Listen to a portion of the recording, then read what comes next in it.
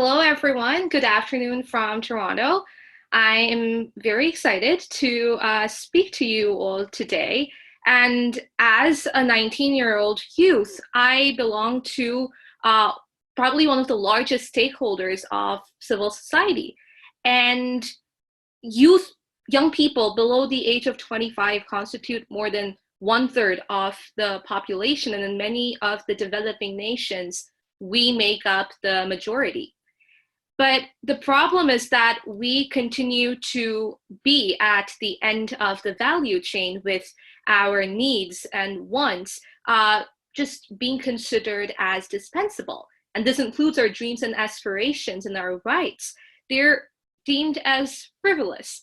And despite us being a major constituent of civil society, we are very often mute bystanders. And we are not involved in agenda setting or decision making and implementation processes.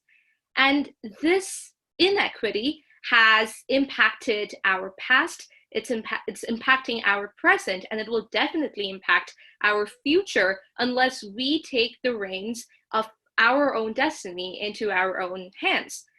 And the Sustainable Development Goals, we know that they have one objective: to leave no one behind and achieve a life of dignity for all.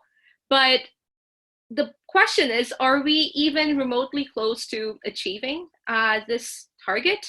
Because in the report that the United Nations published, actually the Committee for Development Policy at ECOSOC, it stated that the committee recommends that the United Nations system entities and member states embed the concept of leaving no one behind in their strategic frameworks and translate that concept into action, not only by targeting specific groups that are excluded from decision-making power and the benefits of development, but also by safeguarding the interests of those groups by not pushing them further behind through measures that deprive them of their rights and livelihoods.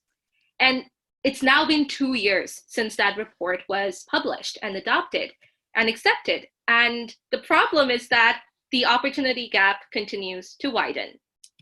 So for the last 11 years, I have been working tirelessly at the grassroots level to bridge this opportunity gap, empowering and engaging the world's most marginalized and vulnerable children. Millions of children, as we know, do not go to school and are instead enslaved in sweatshops or as bonded labor. And the word misery really takes on, really takes on a new definition when we understand the plight that these children go through and come into close contact with them. And we understand that every day is a struggle for these children. But at Green Hope Foundation, which is my organization, during the workshops that we conducted for these children, as you can see on my slide, they all possess the same love and enthusiasm for protecting our planet and wishing for a better society and a better environment. And they all have the same creativity that they use to come express their ideas in the form of music and dance. And this is the same reaction that I find whether I'm in a Syrian refugee camp or I'm speaking at a school in Toronto or in Manhattan.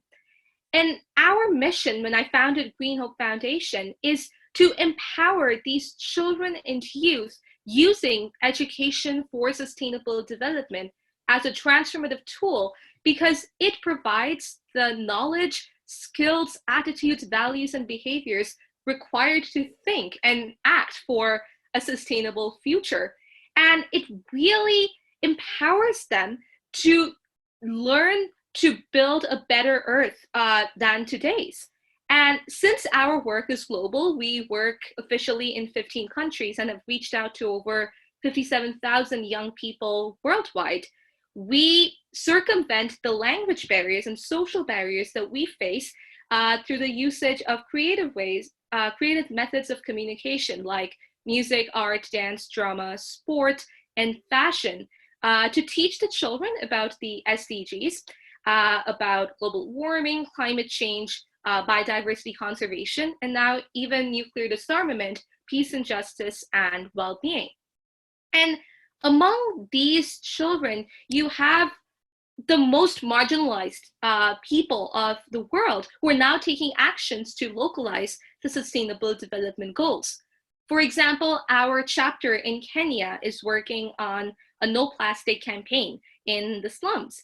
The children in the Sundarbans, which is the world's largest mangrove forest, they are replanting the mangroves that were lost due to urbanization and helping to build back the natural barrier against sea storms and cyclones. And the 22,000 refugee and vulnerable children that have been empowered through our environment academies are now all of them change makers in their own communities. And this is the power of education. And I see its potency at every academy, irrespective of the location, whether it's in Kutupalong, which is the Rohingya refugee camp, the largest refugee camp in the world, or in Vancouver, or in Manhattan, or in Toronto. So it's critical that all nations, policymakers, and politicians invest in education instead of wasting it on building nuclear arsenals and weapons of mass destruction under the guise of security. And as a young person who has been involved in the sustainable development process since Rio Plus 20 back in 2012, I've come to the conclusion that no one is going to speak on our behalf because they simply do not care. And we, the youth, are only used as tokens to lead protest marches while decisions that actually affect our future are taken in boardrooms where only immediate profits are the driving factors at the expense of our climate, our environment, our education, our society, and our future. And this really, really must change. And this can only happen if we have access to education that provides us with the knowledge to demand and fight for our rights. And the same applies to disarmament education. Young people have always been agents of change throughout history. And that's because we're fearless, we're passionate, optimistic, and undaunted by challenges. And it's really up to us to raise our voices and be actively involved in all aspects of agenda setting, decision making, and implementation that will force our governments to move towards permanent disarmament. And youth can take actions at the grassroots level by in campaigns such as peace building, lobbying policymakers, and at the same time prevent governments from patronizing the nuclear weapons manufacturer lobby, and instead use the resources to, as was mentioned by many of the panelists before me, just make sure that the money goes towards education, towards healthcare, towards fighting climate change, and towards job creation. And young people must be at the forefront of this change-making dialogue because it is our future that is at stake as citizens of today and tomorrow. And the first step is to provide access to education that will build awareness and then enhance our representation, and thereafter elect responsible people into office who will be able to take the proper decisions for our future. And this should include young people as well. And right now in the situation that we're in, the COVID-19 pandemic is really an eye-opener on how fragile our healthcare systems really are.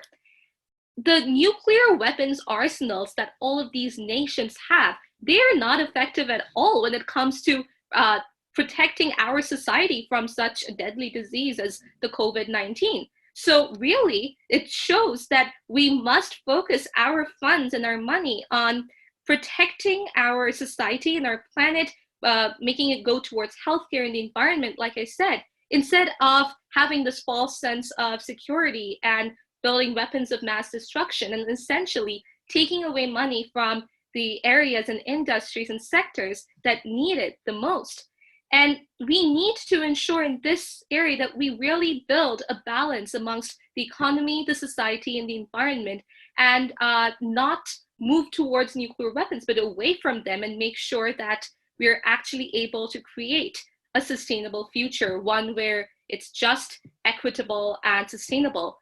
Not repeat our past mistakes, but instead invest in education and healthcare.